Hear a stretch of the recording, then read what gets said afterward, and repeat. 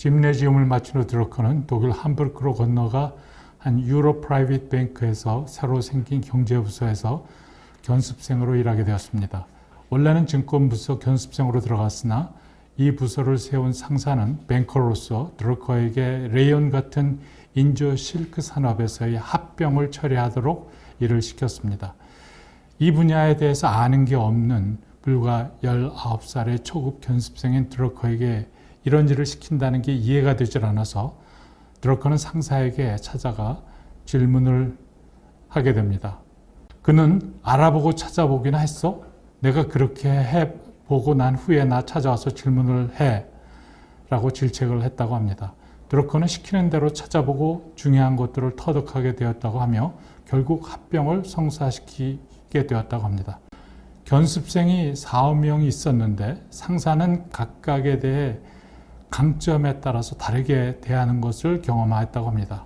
드러커에겐 가혹하리 많지 힘든 일을 시켰다고 기억하였고 드러커는 이 상사로부터 사람들을 보고 그들이 무엇을 해야 할지를 검토하고 나선 그들이 갖고 있는 역량을 초과하는 높은 전문 수준의 일을 요구하곤 하였다고 합니다. 그들이 그 일을 요구하는 수준으로 해낼 때까지 중단하지 않고 시키는 것을 경험하면서 사람들은 각자의 강점에 따라 다르게 취급해야 한다는 교훈을 얻게 된 계기가 되었다고 합니다.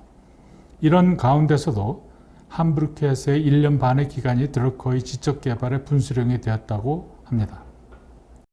드러커의 청년 시절 상황은 극심한 정치적 혼돈이 이어지는 형국이었습니다. 칼 막스가 부상하고 공산주의 국가가 러시아에서 수립이 됐고 독일 비스마르크 정부가 무능해져 히틀러의 전체주의 나치즘의 전복이 될 상황에 이르렀고 남부에선 이탈리아의 무솔리니가 이미 파시스트 정권을 구축하였고 유럽 도처에서는 스트라이크, 시민봉기, 혁명이 일어나고 있었습니다.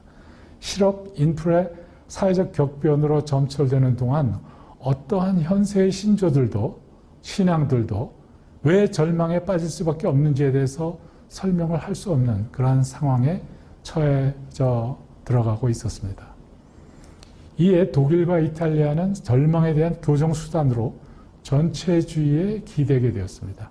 불가능한 것을 가능케 한다는 약속을 하는 마술사 같은 사람들을 믿으며 소위 신앙의 위기를 사회가 경험하게 되었던 것입니다.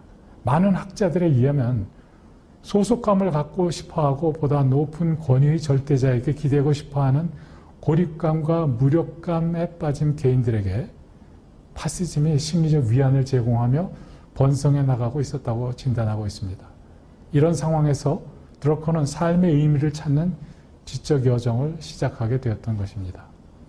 그가 제기한 삶의 목적에 대한 질문에 대한 답을 드러커는 키엘케고르에 져서 공포와 전율, Fear and Trembling을 통해서 창조주 하느님을 발견하게 되었고 그의 삶의 실존적 차원을 가져갈 필요가 있음을 깨달았다고 합니다. 일과의 시간을 학업에 뜻을 두게 되었고 함부르크 대학교 법과대학 박사과정을 등록하게 되었고 외국인 신분이라 국제법을 전공하며 강의를 대체하는 인디펜던트 스타디 형식으로 주중 저녁 시간을 도서관에서 다방면의 도서를 탐독하는 계기가 되었다고 합니다. 또한 함부르크 대학생으로서 혜택 중 하나가 매주 1회 함부르크 오페라를 관람할 수 있는 것이었는데 여기서 드러커는 베르디가 80세에 완성한 폴스테프 공연을 본 것이 가장 인상에 남는다고 하였고 그 이유는 베르디가 그 인생의 목표와 성취에 대해서 한 말 때문이었습니다. 드러커에겐 삶의 신조가 되었습니다. 베르디처럼 일생 동안 지속적으로 학습하고 다음에 발표할 것이 가장 최고의 것이 되도록 할 것이라고 하는 다짐을 하게 된 계기가 되었습니다. 베르디의 지속적 자기 개발 원칙은 드러커가 평생 연구하고 일하는 방법이 핵심이 되었다고 합니다. 그가 다양한 방면의 지식들을 종합해서 특유의 기여를 할 수 있게 된 근간이 되었다고 합니다.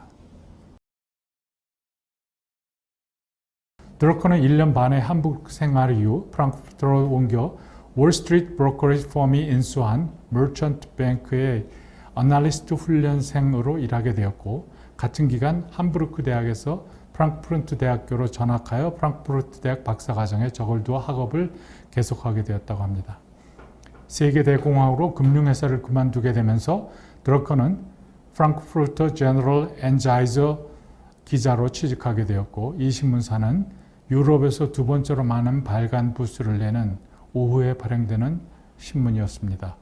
여기서 드러커는 20세 나이에 여러 금융 외신 기자로 일하게 되었고, 전쟁으로 인해 30대 중견 기자들이 궐석이 되어 인력이 급격히 줄어든 관계로 드러커는 어린 나이에 기자 생활을 시작하였고 초고속으로 편집장 일을 맡기에 이르렀다고 합니다. 여기서 신문사 상사 에릭 돔브로스키로부터 Job Performance Review 혹은 퍼포먼스 리뷰에 관한 수련을 경험하게 되는데 훗날 자기 개발에 중요한 지침이 되었다고 합니다. 드러커는 이 편집장으로부터 상사는 엄격하되 권한의 남용이 아니라 성과에 대한 책임의식과 탁월한 결과들을 내놓고자 하는 진정성에 입각한 추진력을 배우게 되었고, 두 번째, 성과는 정직하고 정확해야 하며 이의 핵심적 요소가 되어야 한다는 걸 터득하게 된 모델을 학습하게 되었다고 합니다. 매달 네 번째 토요일엔 신문이 인쇄에 넘겨진 정오에 퇴근하는 대신 한 식당의 별실에 모여 새벽 2시까지 회의를 하였다고 합니다. 팀의 성명 순서대로 차례로 한 달간 한 일과 각자가 남달리 잘했던 일이 무엇이고 왜 그렇게 할 수 있었던지 생각하고 각자가 개선해야 할 것이 무엇인지 어디서 각자가 이를 서투르게 했는지 그것으로부터 각자가 깨닫게 된 것은 무엇인지를 발표해 나갔다고 합니다. 한 팀 14명이 30분씩 발표하다 보니 7시간이 걸리는 성과평가라기보다는 업무 수행의 일환이었다고 합니다. 편집장은 한마디도 않고 팀원들은 질문을 했고 편집장은 메모만 해나갔다고 합니다.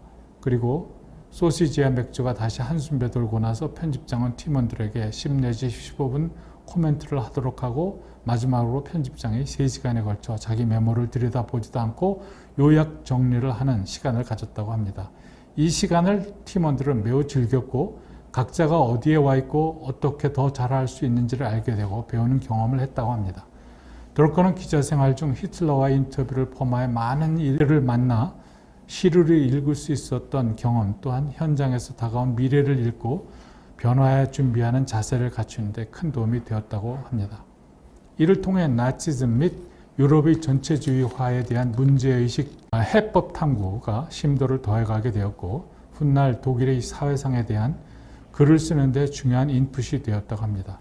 1931년 프랑크푸르트 대학에서 국제법 박사학위를 취득하게 되고 대학의 강사 자리도 제안을 받게 되지만 정중히 사용하게 되고 그의 박사학위 논문은 절대주의적인 순수 법 이론보다는 근본적인 도덕성을 담은 보편적 법을 지향하는 접근을 시도한 것으로 알려져 있습니다. 논문은 1933년 퍼블리시 됐습니다. 그 후 히틀러의 나치가 권력으로 부상할 즈음 드러커는 다분히 반대 의사가 내포된 Essay on Frederick Julius Starr, Conservative Theory of the State and Historical Development라는 모노그래프 형태의 논문을 발표하게 되었습니다.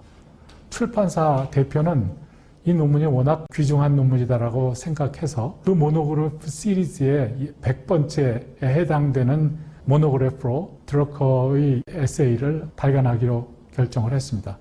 이를 1933년 100번째 모노그래프로 발간하였고 나치는 곧 검열을 통해서 이 모노그래프를 전부 회수하고 불태우는 그런 사건을 자행하였습니다.